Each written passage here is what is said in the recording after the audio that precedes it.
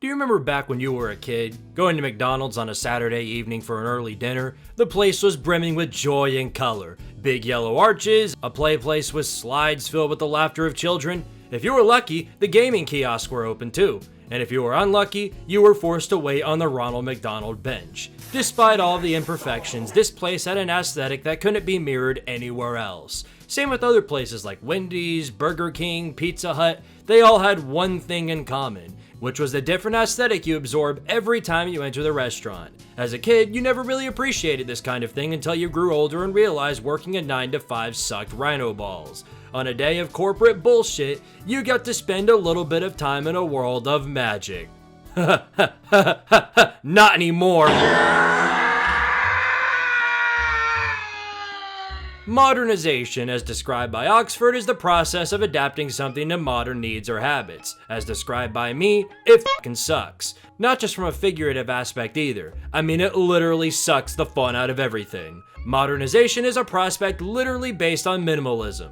Take an area full of joy in life, take the life away from it, and replace it with a gray box with the logo patched onto it and call it a day. Everything that felt like Disney World for us has now been reduced to a Half-Life map. When The Wizard of Oz came out way before our time, it was a marvel above all else when they unveiled living color for the first time in a world of black and white television.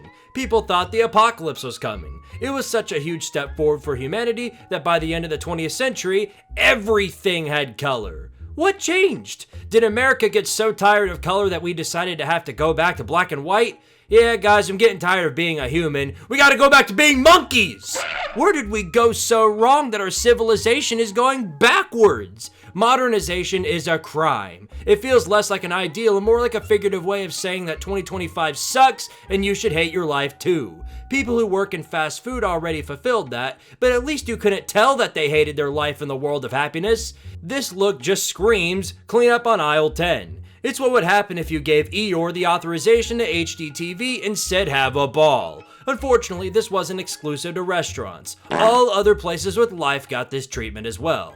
Walmart and Target, which used to have attractions, fish, and actual restaurants, have been replaced with gray walls, white furniture, and 25 Starbucks, the one place that never had an aesthetic people enjoyed. Cars used to be sold in every color of the rainbow. You wanted hot pink for your Dodge Challenger? Congratulations, you got hot pink! Nowadays, you got black, white, gray, and a big fat dose of monochromatic fuck you.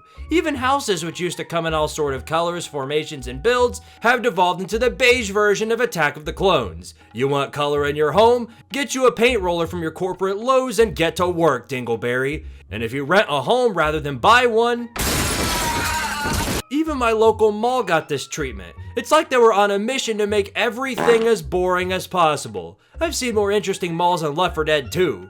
What possible explanation is there to remove the wish fountain? The joy and wonder of this place has been reduced to corporate slop with the interest of a gray square on a wall. Squidtard, look, Squidtard! We got the House of Sports, Squidtard!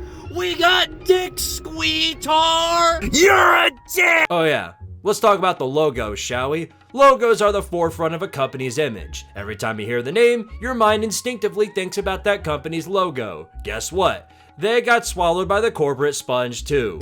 In fact, they got hit harder than anyone. You know that game you used to love before you were forced to install a massive update, which then took away everything good about it and turned it into something nobody wanted or asked for? That's the fate most company logos manifested into. Like a vampire, it just kept sucking blood out of the company's image to the point where I could create something just as good in Adobe Photoshop.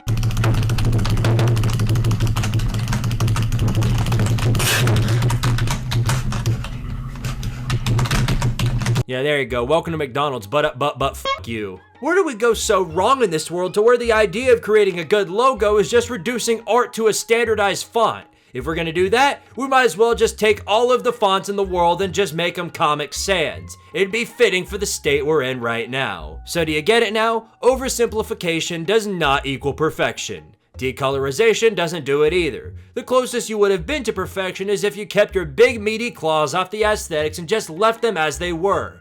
You must have taken some notes from EA because clearly you're learning from them on how to change things that nobody wanted changed. This reinforces my belief that the early 2000s, where everything was Frutiger Arrow styled, was the golden age of aesthetics in this country. I'll personally donate to the cause of bringing that back. Unless people actually request change in the company's style, stop changing it. Give me my life back! I am Spongetron. Welcome to the future.